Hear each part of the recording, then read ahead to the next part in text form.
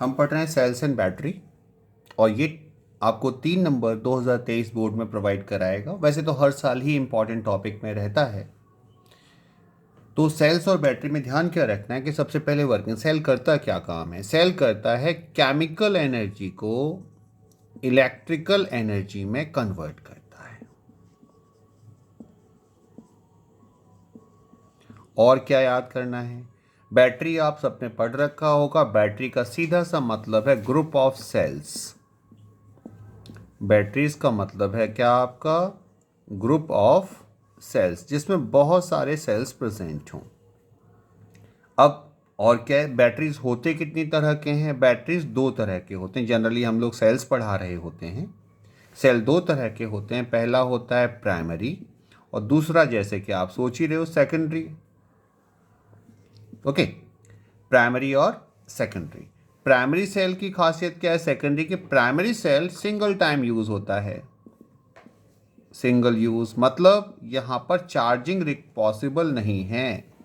Charging नहीं होता है इसका भाई, इसका चार्जिंग नहीं होता। और इसमें क्या है, इसकी चार्जिंग होती है, चार्जिंग पॉसिबल,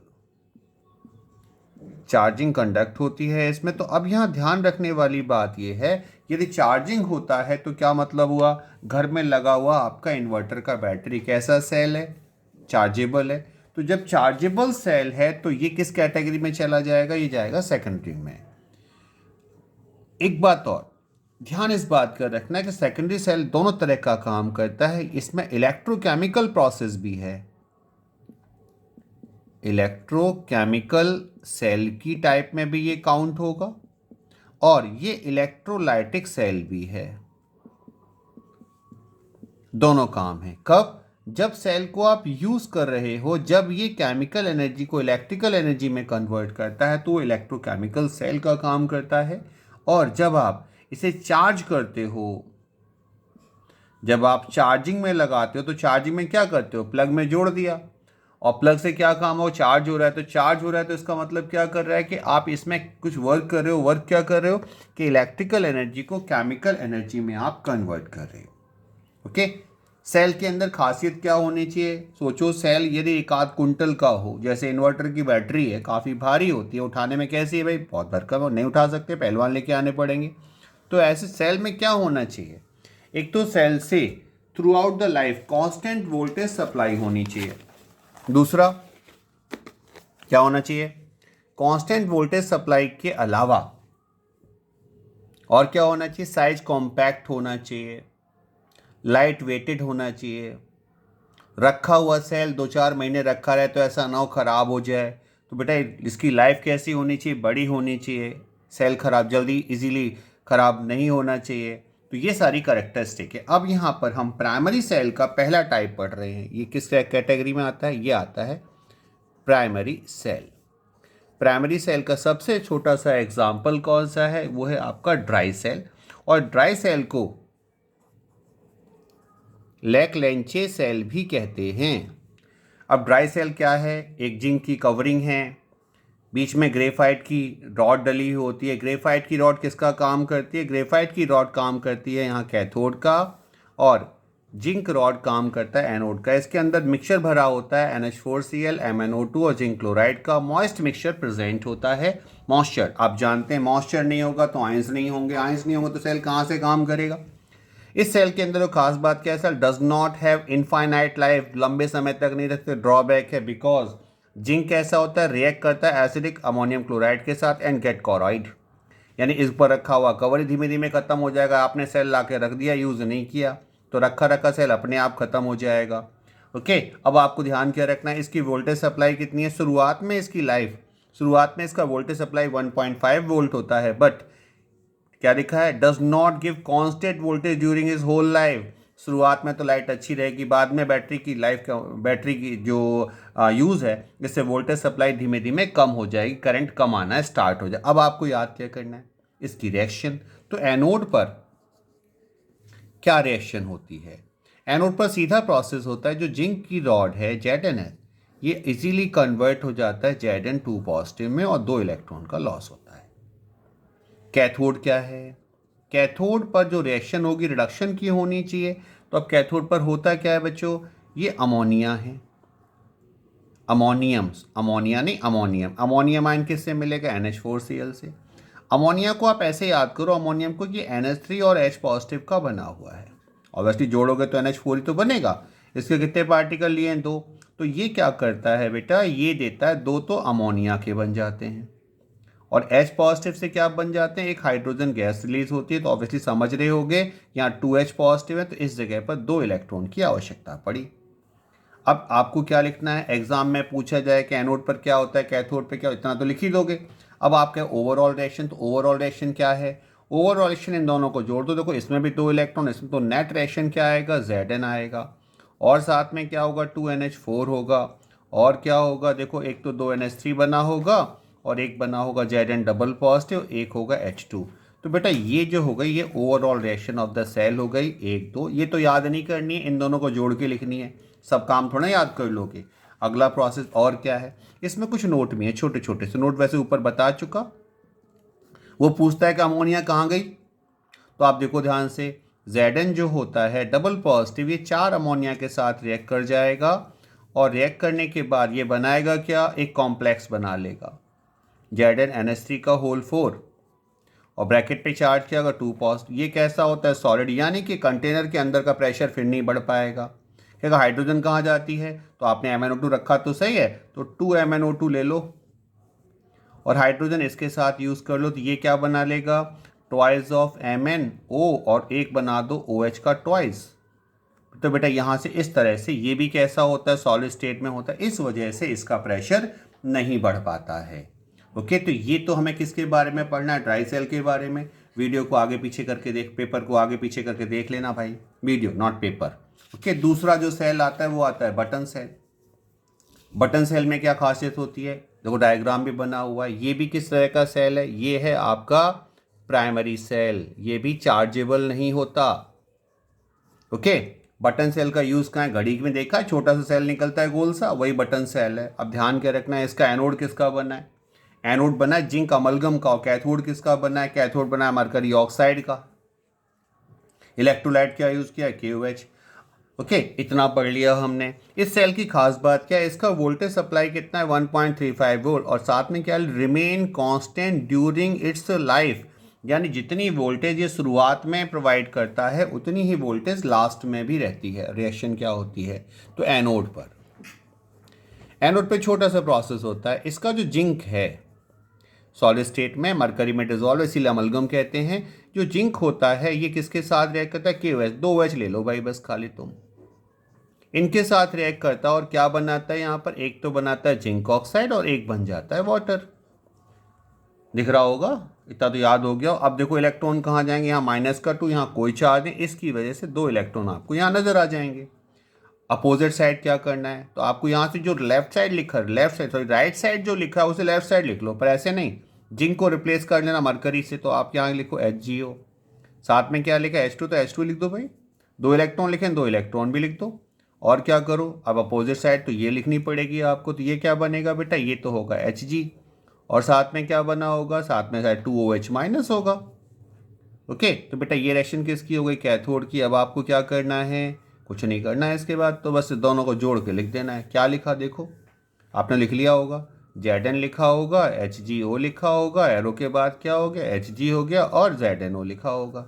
ओके, तो ये कौन सी रिएक्शन हो गई, बटन सेल की। याद रखा है ना, यूज़ कहाँ करते हैं बटन सेल का, हाँ पीछे सुन लिया नहीं तो अदरवाइज। अगले पॉइंट में आ जाओ। इसके बाद किस कैटेगरी में चले गए, सेकेंडरी सेल। सेकेंडरी सेल में एनोड कैथोड क्या। अब सेकेंडरी सेल है तो आप जानते हो इसमें दोनों काम करेगा, इलेक्ट्रोलाइटिक भी होगा और इलेक्ट्रोकेमिकल भी होगा। हम यहाँ काम कर रहे हैं, देखो इसमें सब कुछ लिखा हुआ है। एक PB की रॉड है, एक लेड ऑक्साइड की रॉड है, 38% H2SO4 में भरा है, जिसकी डेंसिटी कितनी है, 1.30 ग्राम पर ml। साथ में क्या बताया, जनरली जो हमारी इन्वर्टर की बैटरी होती है उसमें 6 सेल होते हैं और एक सेल का वोल्टेज कितना है, 2.04 वोल्ट। ओके, अब ध्यान क्या रखना है, इसमें क्या लिखा है, when density, D for density of H2SO4 falls below 1.2 ग्राम पर ml, यदि जिसकी डेंसिटी 1.2 ग्राम पर ml से कम हो जाएगी, जैसे ही कम होगी बैटरी बीप की साउंड, इन्वर्टर चिल्लाने लगा चार्ज करो चार्ज करो। तो कब चार्जिंग की आवश्यकता पड़ती है, 1.3 से घट के 1.2 से जैसे ही नीचे जाएगी बैटरी इन्वर्टर चिल्लाने लगेगा। अब आपको करना क्या है यहाँ पर, अब आपको इसकी रिएक्शन याद करनी है, सेम प्रोसेस। तो हम यहाँ पे पढ़ते हैं रिएक्शन कैसे याद करनी है। तो सबसे पहले हमें क्या देखना है, कैथोड नहीं, हमें पहले एनोड पढ़ रहे होते हैं यार, एनोड की आदत पड़ गई मुझे। तो एनोड, तो एनोड पे क्या होगा, एनोड पे जो पीबी होता है, एनोड, ये एनोड का काम कर रहा है, तो पीबी किस में कन्वर्ट हो जाता है, पीबी डबल पॉजिटिव में। अब ये करेगा तो 2 इलेक्ट्रॉन का तो लॉस करेगा ही करेगा। अब सोचो कैथोड पर क्या होता है, कैथोड पर कुछ नहीं, चिंता मत करो, PbO2 कैथोड का काम कर रहा होगा। अब O कितने हैं यहाँ पर, 2। तो एक काम करो, इसमें से आप H पॉजिटिव को बुला लो। H पॉजिटिव कौन देगा, H2SO4। 4 क्यों लिखे, पहचान लो, O कितने थे, 2, H लिखे 4। तो बेटा O हैं 2, H हैं 4, तो बेटा हमारा तो काम बन गया, 2 वाटर मॉलिक्यूल हमने निकाल दिए।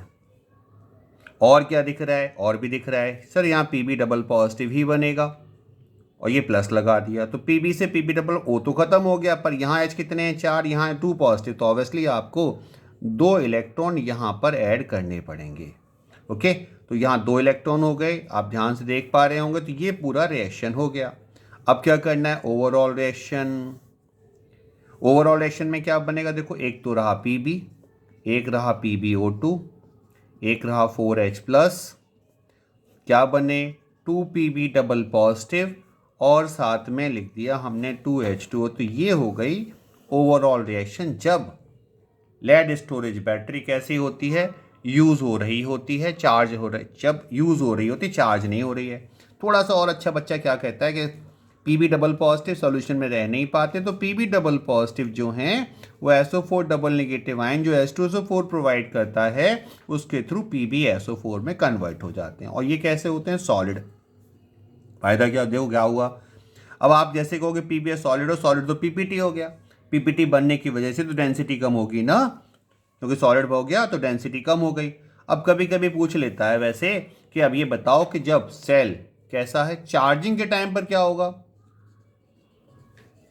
चार्जिंग के टाइम पर क्या हो, तो कुछ मत करना, इसी रिएक्शन को उल्टा लिख देना। क्या लिखना, 2Pb double positive 2H2O, arrow के बाद Pb प्लस PbO2 और प्लस 4H प्लस, लो हो गया काम चार्जिंग का। तो आपको तो रिएक्शन एक ही तो याद करनी है, चार्जिंग की पूछी जाए और यूज़ पूछी जाए तो जनरली आपसे यूज़ ही पूछा जाए, तो आपको यूज़ में तो बस इतना ही लिखना है, इससे आगे ध्यान नहीं लगाना है। वो कंडीशन तो बाद की है कि बाद में पूछा जाए, वैसे तुम्हारा एग्ज़ाम भी बाद में ही है। ओके, चलो इतना तो आप इसे याद करना।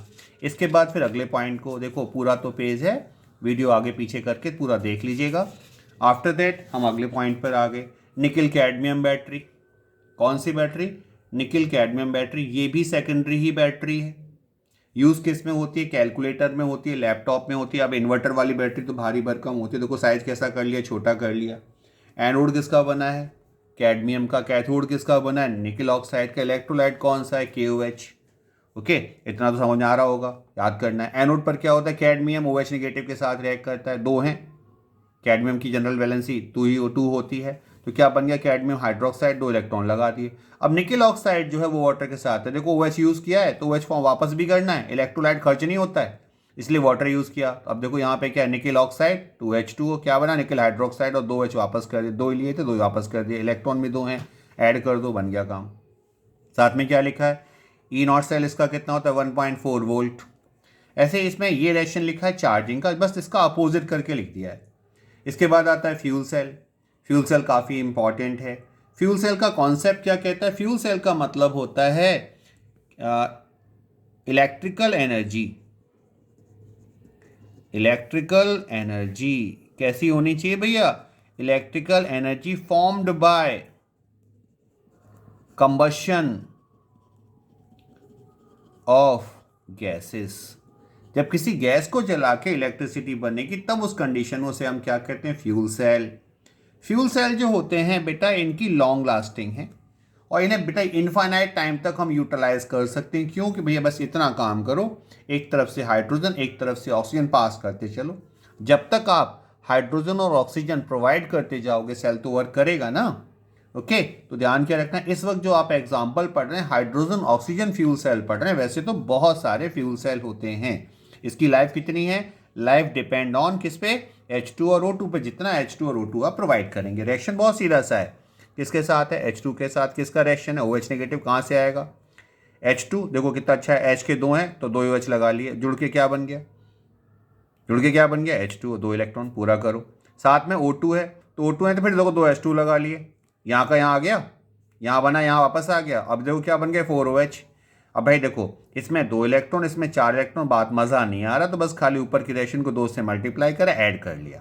तो ऐड करने के बाद ये आ गया। तो आपको ये ध्यान रखिए, ये कौन सी रिएक्शन हो गई, ये हो गई आपका फ्यूल सेल। अगला पॉइंट आ जाए। अगला पॉइंट मैंने फिर से यहाँ लिखा हुआ है कॉरिजन। ऑब्वियसली आपको बीच में कहाँ से ले कॉरिजन, भाई ये भी तो इंपॉर्टेंट क्वेश्चन है ना। कॉरिजन क्या है, देखो ध्यान से, पूरा लिखा हुआ है, रस्टिंग इलेक्ट्रोकेमिकल प्रोसेस। अच्छा ये बताओ, कॉरिजन बेनिफिशियल है कि हार्मफुल है? वैसे तो हम मानते हैं हार्मफुल है, पर बेटा रियल कंडीशन में कॉरिजन कैसा होता है, बेनिफिशियल होता है।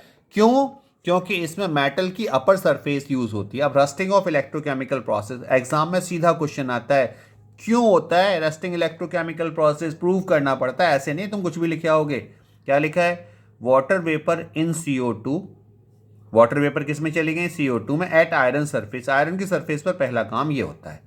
CO2 प्लस वाटर क्या बन गया, H2CO3, H2CO3 2HCO3, तो तोड़ दिया हमने, सिर्फ आयंस में ब्रेक किया है। अब जानते हो पानी के अंदर जैसे ही कार्बोनिक एसिड बनेगा तो पानी में भी आयंस आ जाएंगे, H पॉजिटिव और OH निगेटिव। ये पहला स्टेप हुआ। दूसरे प्रोसेस में हम समझाते हैं बच्चे को, ऑक्सीडेशन होता है आयरन का, ये एनोड का काम करता है। Fe किस में ऑक्सीडाइज हो गया, Fe double positive, 2 electron second यहाँ पे आ गया।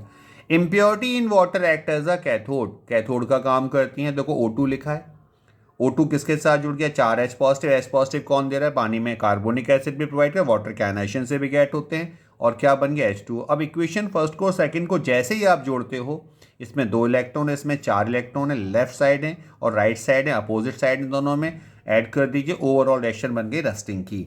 बट एक स्टेप और बढ़ाना है आपको, Fe double positive oxidise by atmospheric oxygen, क्या हुआ, Fe डबल पॉजिटिव से बन गया Fe2O3 और इसमें जुड़ गया मॉइस्चर, तो क्या बन गया रस्ट। बेटा एग्जाम में भूल जाओ तो इस स्टेप को आप एस्केप भी कर सकते हो। ओके, भूल गए तो अभी तो बस ये कोशिश करनी, याद करनी चाहिए आपको। लास्ट पॉइंट क्या दिखा हुआ है, इसके बाद डिस्कस किए हैं क्या, प्रिवेंशन मेथड। पहला मेथड क्या दे रखा है, anti rust solution, alkaline sulphate, sorry alkaline phosphate या क्रोमेट होते हैं ये, एल्कलाइन फॉस्फेट और एल्कलाइन क्रोमेट। बैरियर प्रोटेक्शन, जितने मेथड आपने पढ़े हैं, ऑयल पेंटिंग, ग्रीस, निकल, क्रोमियम प्लेटिंग, जो साइकिल के हैंडल पर होती है, इसकी वजह से हैंडल साइन कर रहा होता है, पुरानी साइकिल अब तो नहीं आती, पेंट आता है अब तो, वो सब कुछ का बैरियर प्रोटेक्शन में आता है। सैक्रिफिशियल प्रोटेक्शन में जिंक लेयर ओवर आयरन, जरूरी नहीं है जिंक लेयर हो सकता है, जिंक लेयर की जगह पर आप क्या कर सकते हैं, more reactive metal, more reactive metal, कोई मोर रिएक्टिव मेटल होगा तो वो भी अच्छा काम करेगा। और लास्ट मेथड है इलेक्ट्रिकल और कैथोडिक प्रोटेक्शन। इसमें क्या लिखा है, बरीड आयरन, बर्ड आयरन को दफन कर रहे हैं, आयरन पाइप्स को with connect with active metal as magnesium, यानी कि लोहे के पाइप है, लोहे के पाइप को ज़मीन में दबा रखा है, तो उसे हमें क्या करना है, जगह जगह पर मैग्नीशियम की कॉइल के साथ में जोड़ देना है। ये मैग्नीशियम क्योंकि मोर रिएक्टिव मेटल होता है, आयरन को ये रस्ट होने से रोक देगा। तो बेटा ये था पूरा का पूरा वो प्रोसेस जो एग्जाम में उम्मीद करता हूं कि 3 नंबर आपको डेफिनेटली प्रोवाइड कराएगा। ओके बच्चों।